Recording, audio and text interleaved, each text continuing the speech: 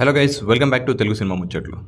వరల్డ్లో top OTT platforms ఏది అంటే అందరూ చెప్పేది నెట్ఫ్లిక్స్. కానీ ఇండియాలో ఎక్కువగా యూజ్ చేసేది మాత్రం హాట్స్టార్. దానికి రీజన్స్ మూవీస్, వెబ్ సిరీస్ ఇవి కాకుండా ఫ్యామిలీ ఆడియన్స్ కోసం సీరియల్స్, ప్రోగ్రామ్స్, అలాగే స్పోర్ట్స్ ఇలా వేరియస్ కంటెంట్ ఉండడంతో ఇండియాలో హాట్స్టార్కి చాలా సబ్స్క్రైబర్స్ ఉన్నారు. అయితే రీసెంట్గా ఐపీఎల్ రైట్స్ అండ్ హెచ్బిఓ కంటెంట్ని జియో సినిమా అక్వైర్ చేయడంతో హాట్స్టార్కి సబ్స్క్రైబర్స్ తగ్గిపోయారు.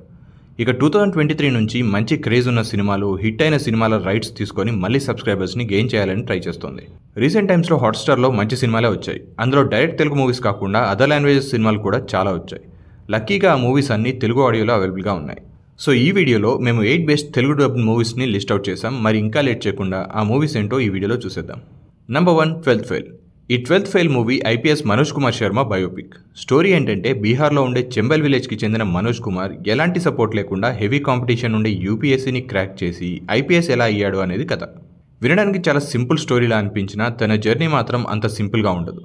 ఐపీఎస్ అవ్వడానికి మనోజ్ కుమార్ పడిన కష్టాలేంటి, ఇంగ్లీష్ రాకుండా తను ఎలాంటి ప్రాబ్లమ్స్ ఫేస్ చేశాడు, ఇలా చాలా విషయాలు చాలా రియలిస్టిక్గా చూపించారు. ఏదైనా సాధించాలి అని అనుకునే వారికి ఈ మూవీ ఒక మోటివేషన్లా పనిచేస్తుంది. మనోజ్ కుమార్ శర్మగా చేసిన విక్రాంత్ మ్యాసీ యాక్టింగ్ మనల్ని సినిమా మొత్తం చూసేలా చేస్తుంది. ఈ మూవీ ఎక్కడా బోర్ కొట్టదు. తెలుగు ఆడియోలో అవైలబుల్గా ఉంది, చూసేయండి. నంబర్ 2, సభానాయకన్. అశోక్ సెల్వన్ మెయిన్ లీడ్లో యాక్ట్ చేసిన ఈ మూవీ తమిళ్లో మంచి హిట్ అయింది. ఇక హిట్ అయిన మూవీని హాట్స్టార్ వాడు డబ్ చేయకుండా ఉంటాడా? స్టోరీ ఏంటంటే సభ ఇంటర్మీడియట్లో ఉన్నప్పుడు ఈషాని లవ్ చేస్తాడు. బట్ కాలేజ్ అయిపోవడంతో తన లవ్ గురించి చెప్పలేకపోతాడు. మళ్ళీ ఇంజనీరింగ్లో రియాని లవ్ చేస్తాడు. అది బ్రేకప్ అయ్యే టైంలో మళ్ళీ ఈషాని చూస్తాడు. ఈసారైనా ఈషాకి తన లవ్ గురించి చెప్పాలి అనుకుంటాడు, కానీ అవేవి వర్కౌట్ అవ్వక మళ్ళీ ఎంబీఏలో మేఘాని లవ్ చేస్తాడు. మరి ఈ లవ్ స్టోరీ అయినా సక్సెస్ అయిందా లేదా అనేది మిగతా కథ. ఒకే పర్సన్కి డిఫరెంట్ స్టేజెస్లో లవ్ స్టోరీస్ ఉండడం ప్రేమం, కేర్ ఆఫ్ కంచరపాలెంలో చూసాం. అయితే ఈ సభానాయకన్ కూడా అలాంటిదే. కాకపోతే ప్రేమం కానీ కేర్ ఆఫ్ కంచరపాలెం కానీ కొంచెం సీరియస్ టోన్లో ఉంటాయి. కానీ ఈ సభానాయకన్ మాత్రం అవుట్ అండ్ అవుట్ ఫన్ టోన్లో ఉంటుంది. ఇందులో ఉండే ప్రతి లవ్ స్టోరీని ఎంటర్టైనింగ్ వేలోనే చూపించారు. స్టోరీగా చూస్తే కొత్తగా ఏమనిపించదు, బట్ ఇందులో ఉండే కామెడీ మనల్ని ఎంగేజ్ చేస్తుంది. హ్యాపీగా ఒక 2.5 hours నవ్వుకోవాలి అనుకుంటే ఈ మూవీని చూసేసేయండి. నంబర్ 3, జో. ఈ టైంలో లవ్ స్టోరీస్తో హిట్ కొట్టడం కొంచెం కష్టమే. ఎందుకంటే ఆడియన్స్ ఇప్పుడు కథలు కొత్తగా లేకపోతే ఫ్లాప్ చేసేస్తున్నారు. కానీ అప్పుడప్పుడు పాత కథలతోనే వచ్చి ఆడియన్స్ని కనెక్ట్ అయ్యేలా చేసి హిట్ కొడుతుంటారు. అలా వచ్చిందే ఈ జో. తమిళ్లో మంచి హిట్ అయిన ఈ మూవీని హాట్స్టార్లో తెలుగులో కూడా రిలీజ్ చేశారు. స్టోరీ ఏంటంటే జో తన క్లాస్మేట్ అయిన మలయాళీ అమ్మాయి సుచిత్రాని లవ్ చేస్తాడు. అదే కాలేజ్లో కేరళకి చెందిన సీనియర్ సుచిత్రాని లవ్ చేయమని అడుగుతుండడంతో ఆ ప్రాబ్లం నుంచి సుచిత్రాని జో కాపాడతాడు. అలా పరిచయం స్టార్ట్ అయిన ఇద్దరు కొంత టైం తర్వాత లవ్లో పడతారు. అయితే కొన్ని రీజన్స్ వల్ల ఇద్దరు విడిపోవాల్సి వస్తుంది. అసలు ఇద్దరు విడిపోవడానికి కారణం ఏంటి, జో లైఫ్ ఎలా ఎఫెక్ట్ అయింది, సుచిత్ర లైఫ్ ఏమైంది అనేది మిగతా కథ. చాలా వరకు అన్ని లవ్ స్టోరీస్ ఒకేలాగా ఉంటాయి. లవ్ చేసుకోవడం, గొడవలు పడడం, విడిపోవడం ఎక్సెట్రా. ఈ జో కూడా అలానే ఉంటుంది. కాకపోతే కాలేజ్ లవ్ స్టోరీ వల్ల చూస్తున్నంతసేపు ఒక నోస్టాలజిక్ ఫీలింగ్ వస్తుంది. ఈ జో మూవీలో ఎంటర్టైనింగ్ ఎలిమెంట్స్తో పాటు ఎమోషనల్ కంటెంట్ కూడా చాలా ఉంటుంది. సో మిస్ అవ్వకుండా ఈ మూవీని కూడా వెంటనే చూసేసేయండి. Number 4, parking. పార్కింగ్ అనే ఇష్యూ మీద ఏకంగా సినిమా తీయొచ్చు అని ఎవరు ఊహించుండరు. హరీష్ కళ్యాణ్ మెయిన్ లీడ్లో యాక్ట్ చేసిన ఈ తమిళ్ మూవీ బ్లాక్ బస్టర్ అయింది. ఇక హాట్స్టార్లో తెలుగులో కూడా మంచి రెస్పాన్స్ వచ్చింది. స్టోరీ ఏంటంటే ఈశ్వర్ తన వైఫ్తో ఒక ఇంట్లో రెంట్కుంటాడు. కింది పోర్షన్లో కొన్ని ఇయర్స్గా ఏకరాజు తన ఫ్యామిలీతో ఉంటాడు. కొన్ని రోజులకి ఈశ్వర్ కొత్త కార్ తీసుకుంటాడు. పార్కింగ్ స్పేస్ చిన్నగా ఉండేసరికి ఏకరాజు బైక్ని అడ్జస్ట్ చేసి కార్ పెడుతుంటాడు ఈశ్వర్. ఇక ఏకరాజుకి రోజు తన బైక్ని బయటికి తీయడం, లోపల పెట్టడం ప్రాబ్లంగా మారుతుంది.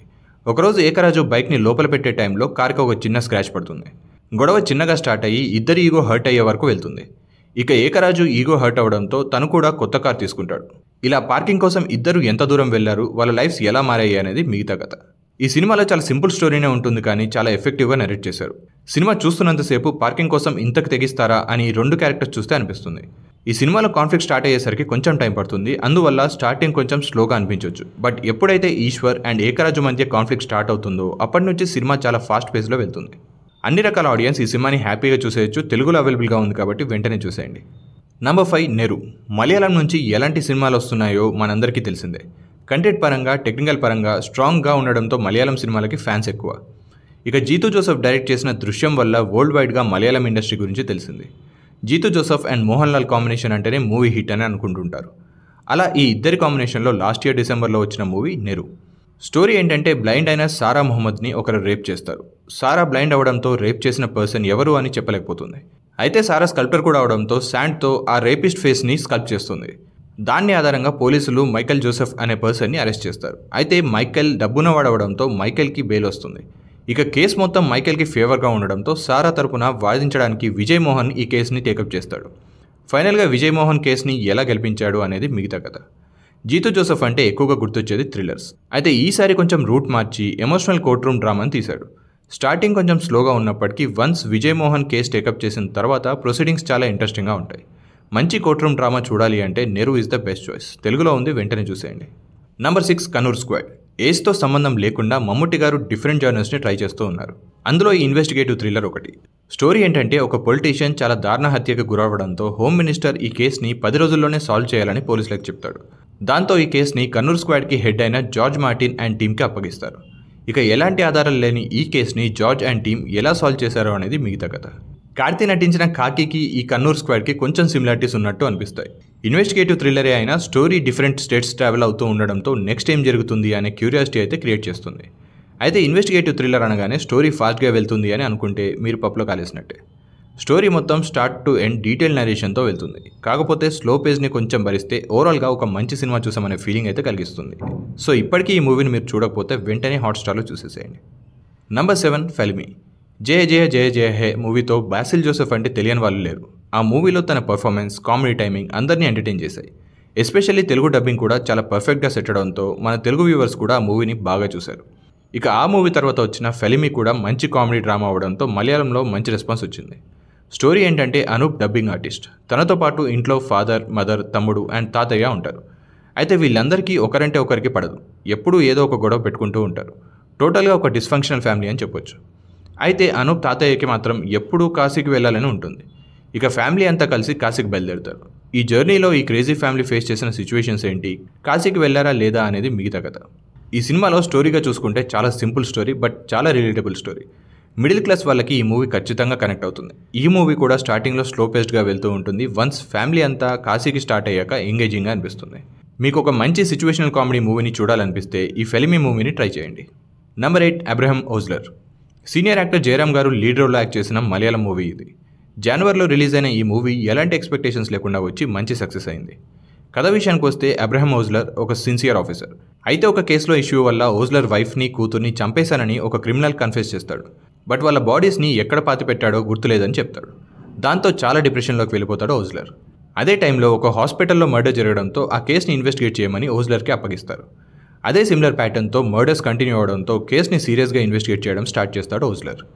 ఆ ఇన్వెస్టిగేషన్లో తెలిసిన నిజాలేంటి, తన వైఫ్ అండ్ కూతుర్ల డెడ్ బాడీస్ దొరికాయా లేదా, ఇవన్నీ తెలియాలంటే సినిమాని కంప్లీట్గా చూడాల్సిందే. మలయాళం సినిమాలు ఈ ఇయర్లో చాలా హిట్స్ అవుతూనే ఉన్నాయి. అండ్ అన్ని సినిమాలు కూడా ఎలాంటి లాంగ్వేజ్లో ఆడియన్స్కి అయినా కనెక్ట్ అయ్యేలా తీస్తున్నారు. ఇది కూడా అలాంటి ఒక థ్రిల్లర్ మూవీనే. అన్ని మలయాళం సినిమాల్లాగే ఇది కూడా కొంచెం స్లో పేస్డ్గా ఉన్న ఇన్వెస్టిగేషన్ అండ్ క్రైమ్ సీన్స్ కొంచెం ఇంట్రెస్టింగ్గా ఉండి మనల్ని లాస్ట్ దాకా ఎంగేజ్ చేసేలా ఉంటాయి. ఒకవేళ మీరు ఈ మూవీని ఇంకా చూడకపోతే వెంటనే ఒక లుక్ వేసేయండి.